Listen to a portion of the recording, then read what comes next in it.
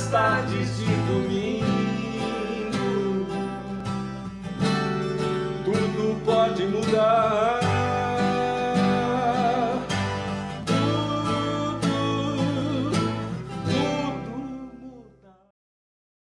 Do pulsar da letra, a escrita direta, com todas as facetas, da tinta da caneta, a tela incerta, cheia de luz, seu alimento induz o que o coração produz e a mente traduz, da alma com carinho. Jaminho. Bom, Jaminho é o nome que minha avó me deu, né? Porque para uma avó da fronteira, né, semi-analfabeta, criada em fazenda, chamar o neto de James, né, ou de James Jorge era difícil. E aquele bebê pequenininho, que ela foi minha babá praticamente até os 2 anos e meio, Jamezinho não cabia também, muito comprido, e aí virou Jaminho. Jaminho, fala pra gente da sua obra, que a gente tá vendo aqui muitas coisas, e você sempre também tão pontual com as questões da literatura, né? Por exemplo, a falta de editais específicos para obras que falem não é literatura, é romance, é poesia. Sim. Eu sempre optei pelo lado independente, Rafael, porque é o seguinte, os processos de licitação, de fazer o projeto, para quem estava trabalhando, dando muita aula, 2, 3 períodos, era impossível fazer.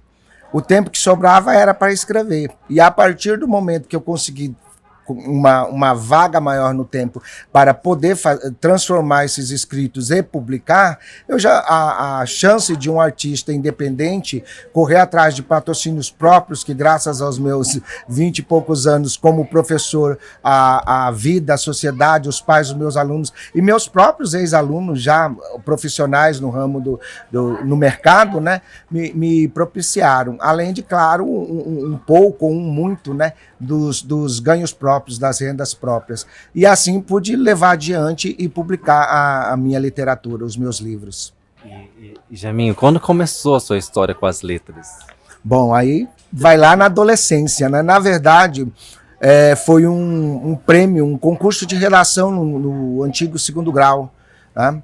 E eu fiquei em 2º lugar, falando sobre o soldado, a bravura do soldado paraguaio e brasileiro na guerra com o Paraguai e a ação de Duque de Caxias. E aí eu saí de lá com 30 cruzeiros, um troféu e um diploma, e dizendo que eu ia ser escritor de faroeste. De faroeste, porque foi muita moda, né? Principalmente, eu não sei você, mas a maioria das pessoas, até o início dos anos 70 e 80, liam muito faroeste em quadrinhos, né? Não, eu não era muito do quadrinho, eu já era das letras cursivas. Eu lia muito os chamados bolsilivros Bang Bang. E era isso que eu queria produzir, até porque falavam que além da fama, eles ganhavam muito dinheiro, eles eram muito ricos. Mas aí o meu primeiro faroeste, que eu datilografei numa máquina portátil Olivetti laranja, encomendada pelos reembolsos postais Hermes, umas 30, 40 páginas eu levei para minha babá, que morava lá em casa, e ela trabalhou durante muito tempo como porteira do cinema. Ela leu umas 7 páginas, baixou assim e falou: você escreve bem, mas faroeste está no mundo todo mundo sabe, você tem que escrever sobre nossa terra, nossa gente. Me fisgou, aí eu comecei a pesquisar. Na verdade, eu fiquei muito irritado com ela, né, de estar desmerecendo meu faroeste.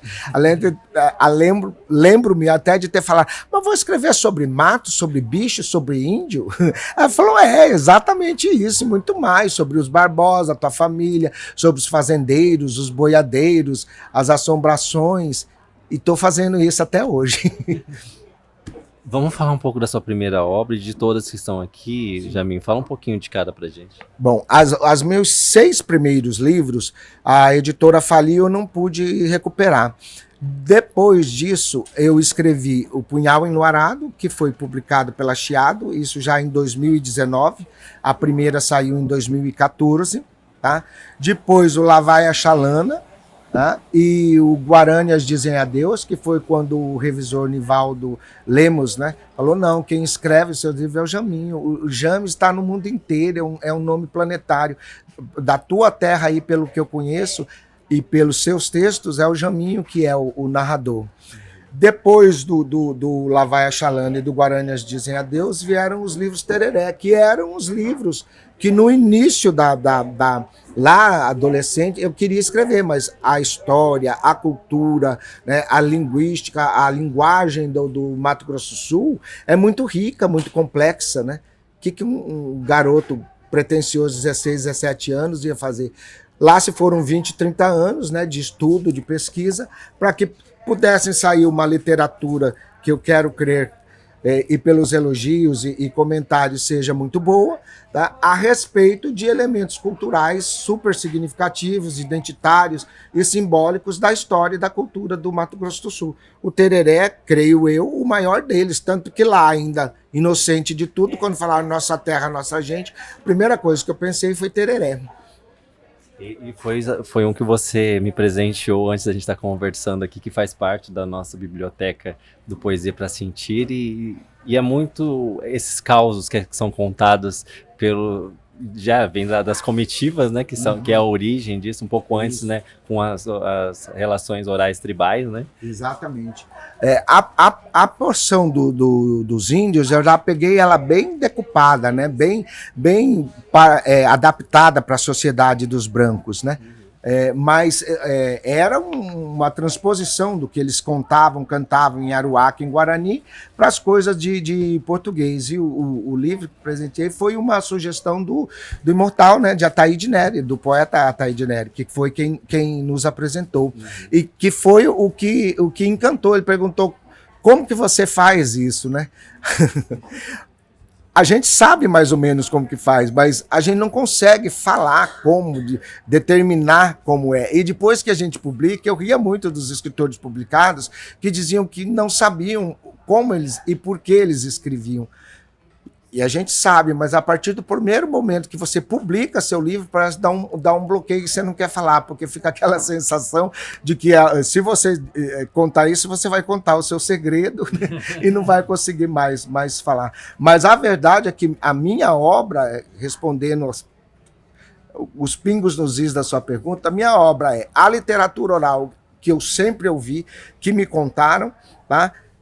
Cotizada, comparada, analisada e reinterpretada com o que a academia, com o que os estudos, com o que os pesquisadores ligados a universidades, às escolas literárias, filosóficas, históricas, chegaram até mim através dos livros. Eu sou uma espécie de mediador de tudo isso, né? Há muito de análise, de interpretação, e como é literatura, como é ficção, tem que jogar um pouco de imaginação, de humor, de ironia, né? de sarcasmos, às vezes, né? Porque a essência do ficcionista é contar uma mentira tão bem que o leitor vai querer, vai acatar, e mais que isso, vai torcer para que aquela mentira seja verdade. O que você mostrou logo de início aqui, não sei se o Berlim deixou disponível ali, mas vai aparecer o seu próximo livro, né? Fala um pouco dele. Bom, Mitologia Pantanal foi uma conquista, uma alegria muito grande, por uma situação que parecia impossível. Ao final do ano passado, a poeta Diana Pilate, se não me engano, colocou no grupo dos escritores da UB uma chamada da editora Urutau para autores da região centro-oeste, para contos, romance, dramaturgia, poesia e história em quadrinho. E o meu livro inédito, totalmente inédito, não estava pronto. Eu falei, mas gostam das minhas narrativas sobre realismo mágico, realismo fantástico? Falei, aí eu escolhi 28 títulos de realismo mágico fantástico, né, de contos de lendas, reinvenção de lendas, fantasmas, assombrações, e também a interpretação dos elementos culturais históricos da guerra com o Paraguai, e enviei, coloquei o título, 3 títulos podiam ser colocados. A revisora escolheu Mitologia Pantanal, e é o que a capinha ali que está mostrando, vai sair esses 28 narrativas basilares da minha obra de realismo mágico, da história, da cultura do Mato Grosso do Sul. A nossa produção estava falando alguma coisa que eu não entendi. Pode vir aqui, Berlim. Ah, estão perguntando onde compra os livros, onde que elas encontram sua obra independente. A obra independente com autor independente. Pode entrar pelo Instagram, autor JJ Barbosa, no Facebook Jaime Jorge Barbosa Flores, e também aqui no Festival de Inverno, né, até às 10, hoje nós vamos estar aqui, né, junto com outros colegas, Mara Calvos, etc., já entrevistou o Eduardo de Corumbá. Então, mas basicamente isso. Creio que o Punhal Enluarado e os outros ainda se encontram nas plataformas da Amazon e outras, e da editora Telha, marcadamente, porque 4 dessas 5 publicações são da editora Telha. Agora, a vantagem de contatar e comprar do próprio escritor, que manda pelo correio, é que vai autografado, né?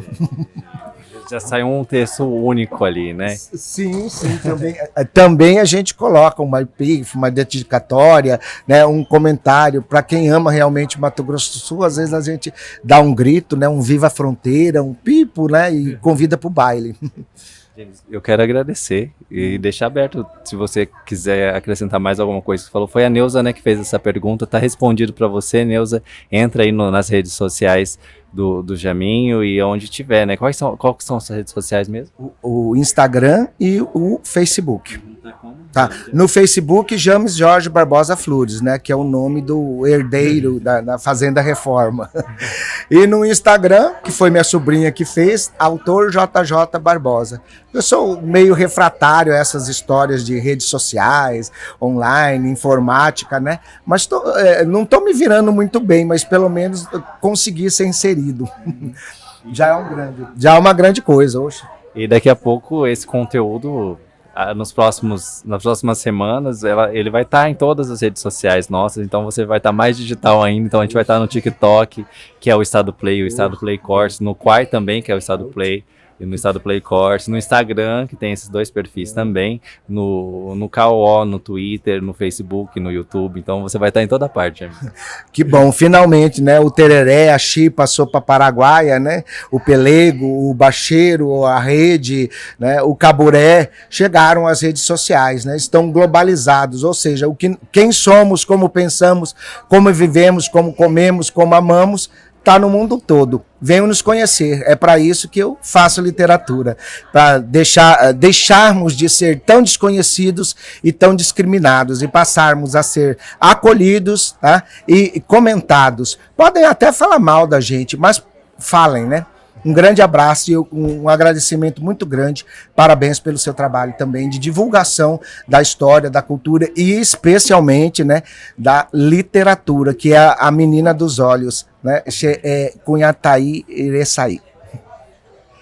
James, eu posso pedir para você ler uma coisa sua, um trechinho? O que você acha? Eu vou ler o prefácio que o poeta Taíde Neri perguntou quem fez isso. Quem é Beatriz Viterbo? Falei, as pessoas que eu contatei para fazer o prefácio não tinham tempo. A editora estava premiando. Eu falei, eu vou escrever o prefácio do livro como uma personagem do Borges, já que o livro é todo uma brincadeira, né? Uma imaginosa, ora irônica, ora paralela, ora reflexiva, sobre a lua e o punhal nas obras de Borges, aparecendo aqui em histórias fronteiriças. E quem comenta sobre essas histórias é uma personagem, né, morta no livro, no conto livre conto, né? O Aleph, de Jorge Luiz Borges. Prólogo. Aqui do outro lado dos sonhos, do eterno sono da morte, eu, Lady Viterbo, sei que Punhal Enluarado surgiu como ideia para um livro quando o autor releu o poema La Luna, de Jorge Luiz Borges, em El Hacedor, editado pela MC. E algumas semanas depois foi agarrado de novo pelo Homem da Esquina Rosada, no livro História Universal da Infância. O autor, já flertava com a influência de Borges, não o pateta apaixonado que foi ver o Aleph e descobriu meus segredos com Carlos Argentino da Neri, mas sim o contista admirável e o poeta, não menos. Todavia, o autor fronteiriço pensou que uma série de contos ambientados na fronteira sul-mato-grossense em diferentes datas ao longo do século XX não seriam de todo borgianos e fronteiriços sem a tradição, a violência, os assassinatos e muita sensualidade, sempre escritos de modo mais direto, sem as censuras familiares que podaram Borges nos idos dos anos 40.